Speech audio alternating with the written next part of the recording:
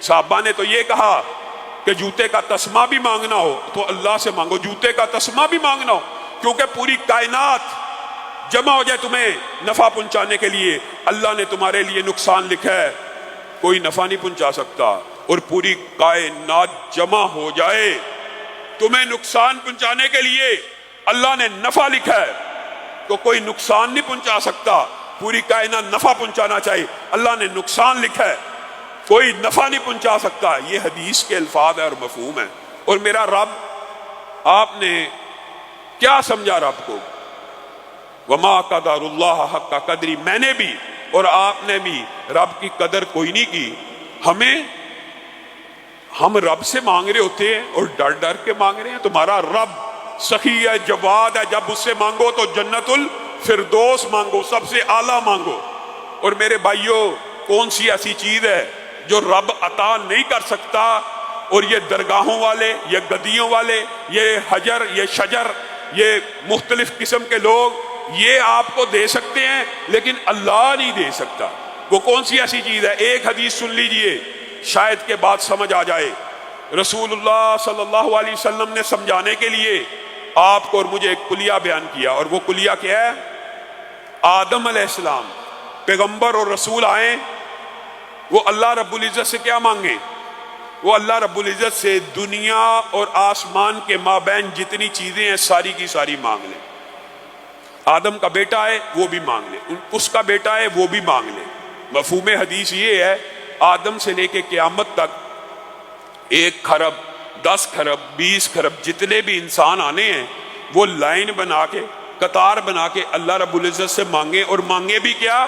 زمین و آسمان میں جتنی نعمتیں ساری مانگ لے، اور اللہ تعالیٰ زمین و آسمان کی ساری نعمتیں ایک اکیلے آدم کو نہیں، یہ 10 20 30 خرب انسانوں کو عطا کر دے۔ تو اللہ کے خزانوں میں، میرے بھائیوں، اس حدیث کو سننے کے بعد بھی اگر ہم رب سے مایوس ہو جائیں، امن یجیب المضطر اذا دعا، کون ہے جو مشکلوں کو دور کرنے والا، مصیبتوں اور پریشانیوں کو دور کرنے والا، حاجت مندوں کی حاجت روائی کرنے والا، گنج بخش، داتا، دینے والا کون ہے؟ کہا یہ ساروں کو دینے کے بعد بھی اللہ کے خزانے میں اتنی کمی واقع نہیں ہوتی جتنی تم سمندر میں ایک سوئی ڈالو۔ کوئی بندہ جب سمندر میں سوئی ڈالے، اس کو نکالے تو اس سوئی کے اوپر ایک قطرہ لگا ہوتا ہے، اس قطرے سے سمندر میں کچھ نہ کچھ جو کمی واقع ہوتی ہے، اور کتنی کو ہوتی ہے؟ جتنی کمی اس قطرے کو نکالنے سے سمندر میں واقع ہوتی ہے، اللہ کے خزانوں میں اتنی بھی کمی واقع نہیں ہوتی۔ سارے انسانوں کو زمین و آسمان کے مابین جتنی بھی نعمتیں دیتا چلا جائے، پھر بھی خزانے ختم نہیں ہونے والے۔ آپ اور میں کس مغالطے کا شکار ہیں؟ اور میرے بھائیوں، یہ باب دعا کا اتنا طویل ہے، اور اس کے اندر واقعات انبیاء کے، صلحاء کے، شہداء کے، اولیاء کے متعدد ہیں، بے شمار ہیں، کثرت سے موجود ہیں۔ لیکن میں چاہتا ہوں میں آپ کے سامنے چند گناہ گاروں کے، عام لوگوں کے واقعات دعا کی قبولیت کے رکھوں۔ اولیاء اللہ کے تو آپ نے واقعات سنے ہوئے ہیں، اور میرے بھائیوں، بات آئی ہے ضمنی طور پہ تو اللہ کی قسم اپنی حاجات کو ایک اللہ کے ساتھ باندھ لینا، ایک اللہ کے ساتھ یہ عقیدہ مضبوط کر لینا، یہ بھی بہت بڑی سعادت کی بات ہے۔ بات آئی ہے ضمنی طور پہ تو یہ بات بھی کہہ دینا چاہتا ہوں، حضرت ابراہیم کو جب آگ میں دکا دے دیا جانے لگا، جبریل پریشان تھے۔ یہاں سے اندازہ ہوا کہ جبریل کو بھی غیب کا علم نہیں تھا، اس آگ نے ابراہیم پہ ٹھنڈا ہونا ہے نہیں ہونا یہ جبریل کو بھی علم نہیں تھا۔ بار بار ابراہیم کے پاس آ رہے ہیں اور آ کے کہہ رہے ہیں آپ کی اللہ سے کوئی حاجت تو نہیں ہے، اللہ کے سامنے کوئی عرض تو نہیں کرنی، اللہ کے سامنے کوئی بات تو نہیں کرنی، کر سکتے تھے نا، جائز ہے نا، جبریل کو کہہ دیتے اللہ کو یہ پیغام دے دے۔ بار بار جبریل آ رہے ہیں کہ آگ کا الاؤ جل گیا، آگ تپ گئی۔ اب ابراہیم، بڑے انبیاء کو شہید ہوتے دیکھا، کیا ابراہیم بھی شہید ہو جائیں گے؟ بار بار آ رہے ہیں، اللہ سے کچھ کہنا تو نہیں، اللہ سے کچھ کہنا تو نہیں۔ آگ میں دکا دیا جانے لگا ہے، جبریل پھر پاس کھڑے ہیں، ابراہیم کوئی اللہ سے حاجت ہے، کوئی بات ہے، کوئی بات مجھے بتلا دیجئے، میں آپ کا پیغام لے کے چلا جاتا ہوں۔ ابراہیم نے اس وقت کیا کہا؟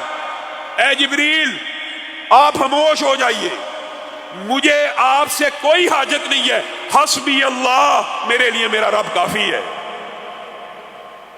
جبریل کو کہنا گناہ تھا؟ جبریل کو پیغام دینا گناہ تھا؟ حسبی اللہ، میرے لیے میرا رب کافی ہے۔ تو پھر وہ آگ بھی ٹھنڈی ہو گئی۔ اور قربان جائیں، یہ صرف ابراہیم پر ٹھنڈی نہیں ہوئی، آج بھی یہ واقعات حدیث کی کتابوں میں بھی موجود ہیں۔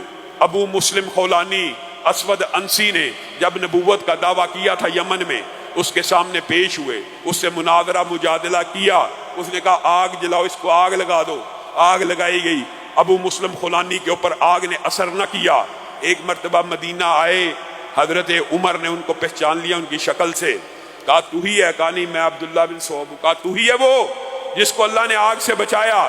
پھر انہوں نے حضرت عمر کے اصرار کے اوپر بتا دیا، ہاں میں وہی ہوں جس کو اللہ نے آگ سے بچایا۔ پکڑ کے حضرت ابو بکر کے پاس لے گئے اور کہنے لگے اللہ تیرا شکر ہے، تو نے مجھے اس وقت تک موت نہیں دی جب تک میں نے امت محمدیہ میں اس شخص کا دیدار نہیں کر لیا جس کے لیے آگ کو ایسے ٹھنڈا کیا گیا جیسے ابراہیم کے لیے کیا گیا۔ اور ابو مسلم خولانی نے آگ میں جانے سے پہلے یہی الفاظ کہے تھے، اللہ جس طرح ابراہیم کو آگ سے بچایا تھا آج مجھے بھی آگ سے بچا دے۔ اور اسود انسی نے کہا تھا اس کو جلا وطن کر دو، نہیں تو سارے کے سارے جو چند لوگ تم پہ ایمان لائے ہیں ان کا ایمان بھی پھر جائے گا۔ اور میرے بھائیوں، حضرت ابو بکر نے بھی بعض صحابہ سے رسول اللہ نے کچھ عہد لیے تھے، حضرت ابو بکر نے بھی یہ عہد رسول اللہ کا توڑنا تو نہیں تھا، لیکن جب ضرورت پیش آئی تو افشا کر دیا۔ ایک مرتبہ ٹھوکر لگی، گر گئے، ملازم نے ہاتھ کو آگے بڑھایا تھا، اللہ کو تم نے کیا سمجھا ہے؟ صحابہ کا ایمان کیسا ہے؟ انبیاء رسول اللہ کا ایمان کیسا ہے؟ جبریل کو کہہ رہے ہیں میرے لیے اللہ کافی ہے، یہاں پہ خادم نے ہاتھ بڑھایا ہے، ابو بکر نے کہا اپنے ہاتھ کو پیچھے کر لے۔ کہا کیوں؟ آپ کو اٹھانے کے لیے جائز تھا کہ نہیں تھا؟ جائز تھا۔ کہا پیچھے کر لے، میں نے محمد صلی اللہ علیہ وسلم سے بیعت کی ہے اس بات کے اوپر کہ یہ ہاتھ اللہ کے علاوہ کسی کے سامنے نہیں اٹھیں گے۔